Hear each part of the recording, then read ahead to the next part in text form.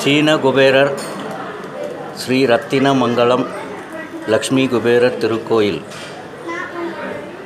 இவரை நீங்கள் எவ்வளவு ஆனந்தப்படுத்துகிறீங்களோ அந்த ஆண்டு முழுவதும் உங்களுடைய வாழ்க்கையாகட்டும், உங்கள் தலைமுறையினுடைய வாழ்க்கையாகட்டும் மிக சிறப்பாக இருக்கும்.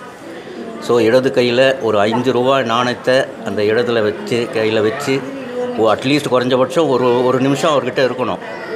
பிறகு வேண்டுதலை நீங்கள் வேண்டிக்கணும் அந்த காயின் நாங்கள் வச்சுருக்கும் போது. அதுக்கப்புறமா அவருடைய வயிற்று பகுதியை இடமிருந்து வலமாக ஒரு 5 ட்ரிப்பு 1 2 3 4 5ன்னு அப்படி அவர் அதை ஆனந்தப்படுத்தி, அதுக்கப்புறமா அந்த உள்ளே இருக்கக்கூடிய ஜலத்தில் இருக்கக்கூடிய மீன், அந்த மீனை நீங்கள் எத்தனை மீன் உங்கள் கண்ணில் படுதோ உங்களுடைய வேண்டுதலை அந்த அம்மா கிட்ட சேர்த்துருங்க.